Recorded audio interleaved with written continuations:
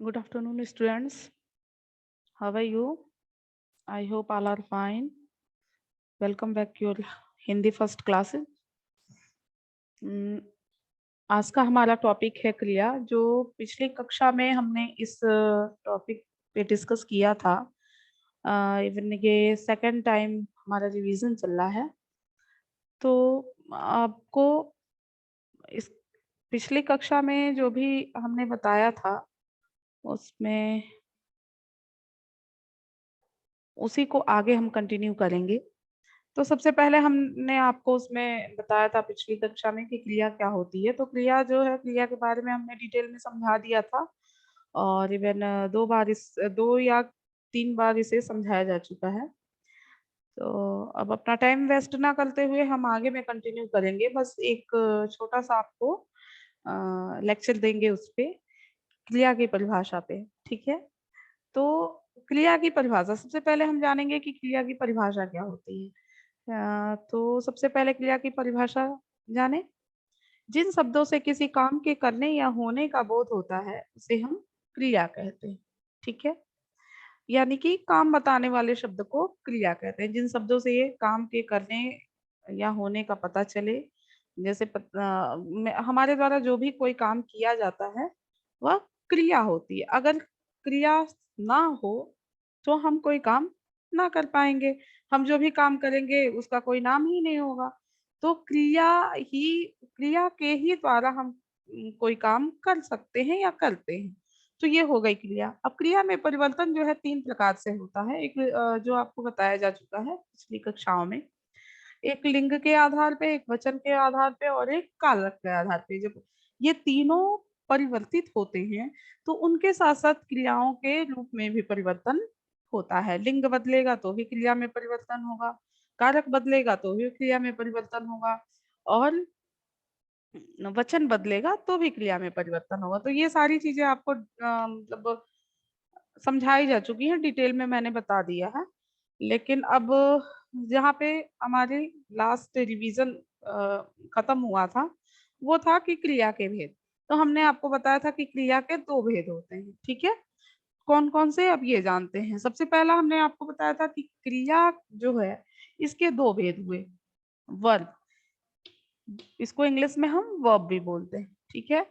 ये आपका बन गया 2 पार्ट। तो क्रिया के 2 भेद होते हैं। कौन-कौन से? एक सकर्मक क्रिया और दूसरा अकर्मक क्रिया, जिसको हम इंग्लिश में ट्रांज़िटिव वर्ब बोलते हैं और अकर्मक क्रिया को इंट्रांज़िटिव वर्ब बोलते हैं। ठीक है? तो ये हो गई क्रिया के 2 भेद, एक सकर्मक क्रिया, एक अकर्मक क्रिया, एक ट्रांज़िटिव वर्ब और एक इंट्रांज़िटिव वर्ब। तो सकर्मक क्रिया में क्या होता है कि इसमें कर्म की प्रधानता होती है। इसमें कर्म जो है कहीं न कहीं कर्म छिपा होता है। कर्म के बिना सकर्मक क्रिया नहीं हो सकती है। तो जिसमें कर्म होता है वही सकर्मक क्रिया या ट्रांज़िटिव वर्ब कहलाता है। जैसे कि मैंने पत्र लिखा, ठीक है? आपकी पुस्तक में दिया हुआ है पेज नंबर 45, आप ओपन करके अपने सामने रखो, आपको हेल्प मिलेगी समझने में। जैसे कि आपके बुक में दिया हुआ है कि पहला एग्ज़ाम्पल दिया हुआ है, मैंने पत्र लिखा, ठीक है? तो यहाँ पे ब्लू कलर से लिखा हुआ है पत्र, ठीक है? तो ब्लू कलर से जो पत्र शब्द लिखा हुआ है, वह जो है, वह आपका क्रिया है, ठीक है? मैंने पत्र लिखा, मैंने क्या लिखा? तो मैंने पत्र लिखा, हमारे द्वारा क्या लिखा गया? तो पत्र लिखा गया। तो पत्र जो है यहाँ कर्म है। अब अगर इसी को हटा दें, कंपेयर करके आप समझोगे तो आपको समझने में ज़्यादा ईज़ी होगा। चूँकि जब किसी भी चीज़ में कंपैरिज़न होता है ना, तो वो चीज़ें जल्दी समझ में आती हैं। तो अब ये हो गया आपका, यहाँ जैसे मान लीजिए एक बार हम आपको और बता देते हैं कि मैंने पत्र लिखा, ठीक है? तो यहाँ हो गई ये क्रिया, है ना? और फिर यहाँ हम लिख दिए मैंने लिखा। अब इसका हमें पता नहीं चल पा रहा है कि हमने क्या लिखा। हमने लिखा तो सही, लेकिन क्या लिखा इसका कुछ पता नहीं है। हमारे द्वारा कुछ लिखा तो गया है, बट लिखा क्या गया है आई डोंट नो। यहाँ तो हमें पता चल रहा है कि हमने पत्र लिखा है, हमारे द्वारा पत्र लिखा गया है, लेकिन इसमें हमने लिखा है, बट क्या लिखा है, कॉपी में लिखा है, बुक में लिखा है, कहाँ लिखा है, ये मुझे पता नहीं है। तो जब ये शब्द पत्र शब्द यहाँ से रिमूव हो गया, हट गया, तो यहाँ आपका जो है यह कर्म के बिना वाक्य हो गया, कर्म विहीन वाक्य हो गया। तो जो वाक्य कर्म विहीन होते हैं, जिसमें कर्म नहीं होता है, वह अकर्मक क्रिया कहलाती है। ठीक है, वो अकर्मक क्रिया कहलाती है। अंडरस्टैंड?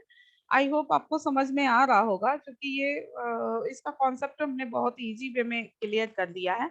अब जैसे एक और एग्जांपल है, पेज नंबर 42 पे ही है, अकर्मक क्रिया में देखिए, पक्षी उड़ते हैं।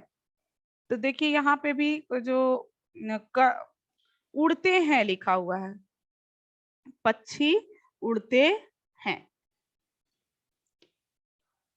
पक्षी उड़ते हैं। ठीक है,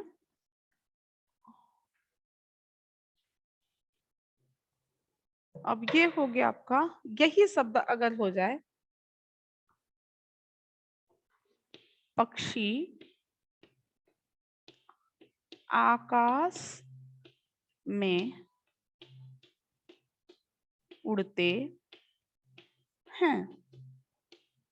अब देखिए यहाँ पे आप अगर क्वेश्चन करते हैं तो आपको आंसर मिलता है कि अगर पूछते हैं कि पक्षी कहाँ उड़ते हैं, तो आपको आंसर क्या मिल रहा है, आकाश में मिल रहा है। ठीक है, तो जब आपके प्रश्न का उत्तर आपको प्राप्त होता है, तो वहां पे सकर्मक क्रिया होती है। ठीक है, यदि प्रश्न का उत्तर स्वयं कर्ता ही होता है, तो वह अकर्मक क्रिया होती है। तो यहाँ पे जब इस वाक्य में आकाश शब्द नहीं है, ठीक है, केवल पक्षी उड़ते हैं दिया हुआ है। अब ये हमें पता नहीं है कि पक्षी कहाँ उड़ रहे हैं, स्थान का निश्चित पता नहीं है। तो जब हमें निश्चित किसी चीज की जानकारी नहीं होती है, पता नहीं चल पाता है, तो वहां पे अकर्मक क्रिया होती है। अंडरस्टैंड? तो ये सारी चीजें जो है आपको समझनी है, और ये आई होप अब समझ में आ गई होगी। ऐसे ही आपके 2-3 एग्जांपल्स दिए हुए हैं, जो बाकी आप समझ के, जब तक आप इसको रीड नहीं करोगे, रीडिंग नहीं करोगे, तो ये सारी चीजें आपका कॉन्सेप्ट क्लियर नहीं होगा। तो सबसे जरूरी ये है कि जो भी वीडियो भेजा जा रहा है, उसको एक बार 2 बार आप देखो, पढ़ो, फिर बुक की रीडिंग करो, फिर उससे रिलेटेड जो एक्सरसाइजेस हैं उसको समझने की और उसको सॉल्व करने की कोशिश करो। तब आपको सारी चीजें समझ में आएंगी, कॉन्सेप्ट आपका क्लियर होगा। उसके बाद अब हम जानते हैं कि सकर्मक और अकर्मक क्रिया की पहचान किस किस प्रकार होती है। ठीक है, अगर हमें पहचानना हो, अगर वाक्य आ जाए हमारे सामने और हमें पहचानना हो कि सकर्मक क्रिया और अकर्मक क्रिया कैसे होती है, क्या होती है, तो ये हम कैसे जानेंगे, ये जानते हैं।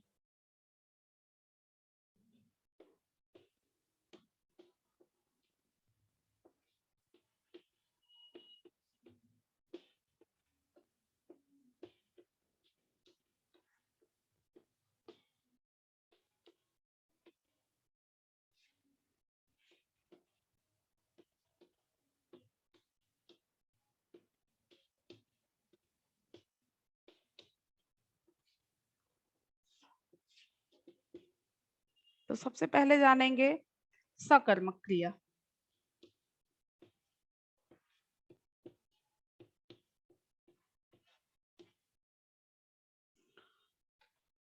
जिस वाक्य में किसकी, किसको या क्या, ये 3 वर्ड हैं, किसकी,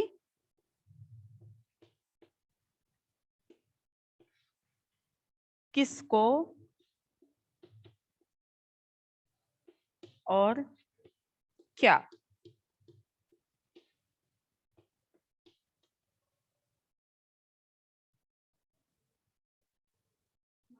ओह,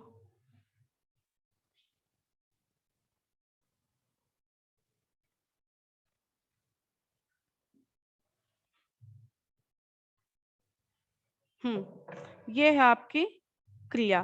तो इसमें जो है सकर्मक क्रिया में हम जानेंगे कि किसकी, किसको और क्या शब्द लगाकर अगर हम प्रश्न करते हैं और उसका उत्तर आता है तो वह सकर्मक क्रिया होती है। जैसे कि आप बुक में ही देखो, आपके बुक में पेज नंबर 43 में एग्जाम्पल दिया हुआ है। जैसे राम गीता को देखता है। राम गीता को देखता है, तो हमने इसके साथ अगर प्रश्न किया राम किसको देखता है, तो उत्तर आता है किसे देखता है, गीता को देखता है।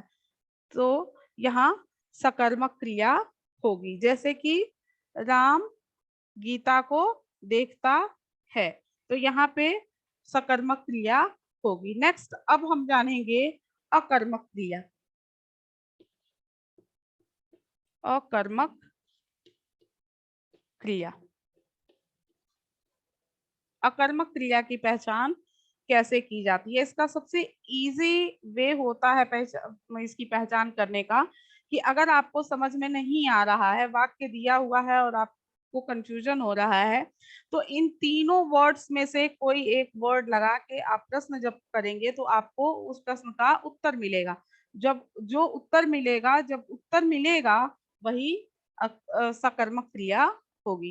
अब जानते हैं अकर्मक क्रिया के बारे में। जिस वाक्य में कौन प्रश्न का उत्तर स्वयं करता ही होता है, तो वहां अकर्मक क्रिया होती है।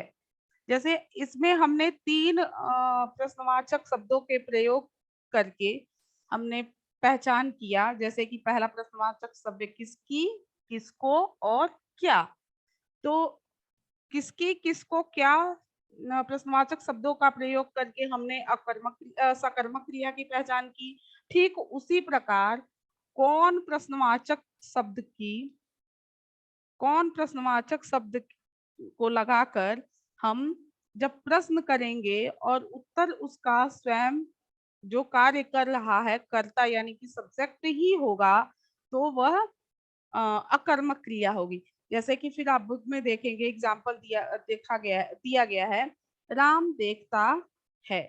तो राम किसको देखता है, कौन देखता है, सॉरी, कौन देखता है। तो यहाँ क्या हुआ, उत्तर क्या मिला हमें, राम देखता है। तो राम जो है यहाँ क्या है, करता है, ठीक है, सब्जेक्ट है। तो जब सब्जेक्ट ही उस प्रश्न का उत्तर हो, तो वहां पे अकर्मक क्रिया होती है। जैसे कि एक एग्जाम्पल हम और आपको बता सकते हैं कि आपके बुक में ही दिया है कि पक्षी उड़ते हैं। तो कौन उड़ते हैं, तो हमें उत्तर मिला पक्षी, ठीक है। तो पक्षी उड़ते हैं। इसी प्रकार आप अकर्मक क्रिया और सकर्मक क्रिया की पहचान करेंगे, ठीक है। अब इससे इजी वे में इसको समझना, इसको नहीं समझा जा सकता है। ये सबसे आसान तरीका है सकर्मक क्रिया और अकर्मक क्रिया को समझने का, ठीक है। अब नेक्स्ट पेज नंबर 43 पे आप फिर एग्जाम्पल देखेंगे। यहाँ कुछ एग्जाम्पल्स, सॉरी, कुछ एक्सरसाइज दिए हुए हैं। इस एक्सरसाइज को आप खुद से, वैसे बुक में तो एक बार क्लासेस क्लासेस में कराया ही गया है, इसको बुक में भी हमने कराया है और कॉपीज में भी, आपके फेयर कॉपीज में भी कराया है। तो इसको आपको इसकी प्रैक्टिस करेंगे आरसी कॉपी में, ठीक है। ये सारे एक्सरसाइज को आप नोट करेंगे, चीटिंग नहीं करेंगे, as a test, self test आप लेंगे। और इसको पहले क्वेश्चंस को उतार लेंगे, कॉपी या बुक को क्लोज कर देंगे। उसके बाद इसका आंसर आप खुद से लिखना शुरू करेंगे। खुद से लिख के उसके बाद आप उसको मैच करेंगे कि आपने कितना सही किया है और कितना गलत किया है। तो इस अब यहाँ पे है, आज आपने क्या क्या किया, 5 काम वाले शब्द लिखने हैं, तो ये आपको 5 काम वाले शब्द लिखने होंगे, आप लिखेंगे। फिर उसके बाद है खाली जगह से उचित क्रिया शब्द भरिए, जो उचित क्रिया शब्द आपको लगे उसको भरना है। फिर यहाँ जो शब्द दिए हुए हैं उन शब्दों से वाक्यों का प्रयोग करना है। फिर उसके बाद है एक्सरसाइज 5, पेज नंबर 44। निम्नलिखित वाक्यों में क्रिया शब्द तथा उनके भेद भी लिखिए। अब इसमें जो है जो दिया हुआ है क्रिया शब्द लिखना है। इसमें इस वाक्य में कौन सी क्रिया है, क्रिया शब्द क्या है उसको छाट के लिखना है, और वह कौन सी क्रिया है, सकर्मक क्रिया है कि अकर्मक क्रिया है, उसको लिखना है। ठीक है, तो ये एक्सरसाइज भी आप करेंगे इसको। फिर नेक्स्ट एक्सरसाइज है सही कथन पर सही का और गलत कथन पर गलत का चिन्ह लगाइए। तो यहाँ पे आप सही कथन के आगे सही का चिन्ह लगाएंगे और गलत कथन के आगे गलत का चिन्ह लगाएंगे। जो इसमें उचित होगा, आंसर उसका जो सही होगा वह उसमें टिक कर देंगे, सही का चिन्ह लगा देंगे। जिन शब्दों से किसी कार्य के होने या होने का पता चलता है वे कहलाते हैं, क्या कहलाते हैं, सर्वनाम कहलाते हैं या कारक कहलाते हैं या क्रिया कहलाते हैं।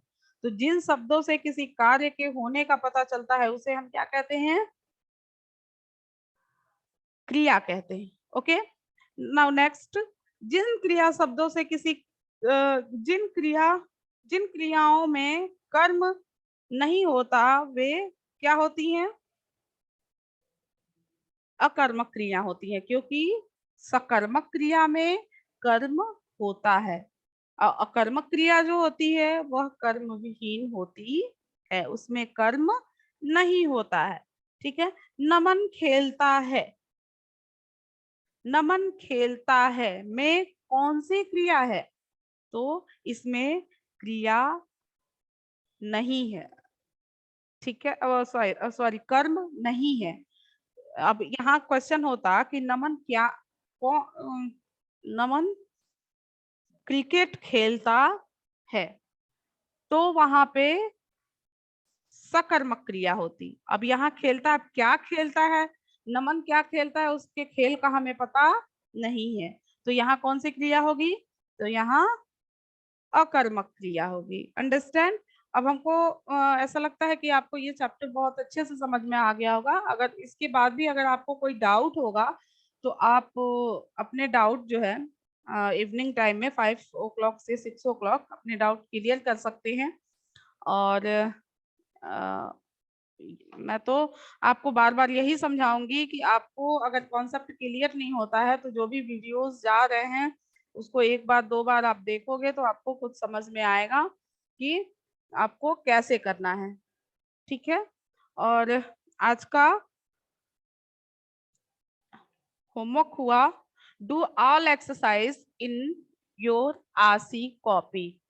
Okay, do all exercise, let's do all exercise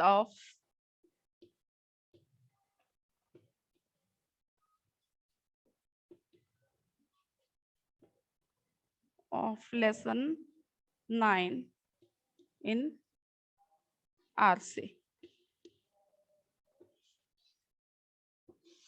Okay.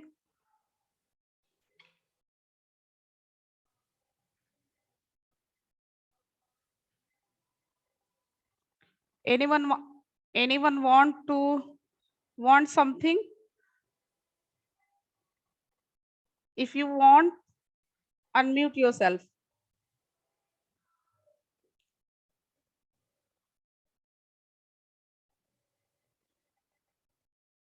Okay, students, thank you.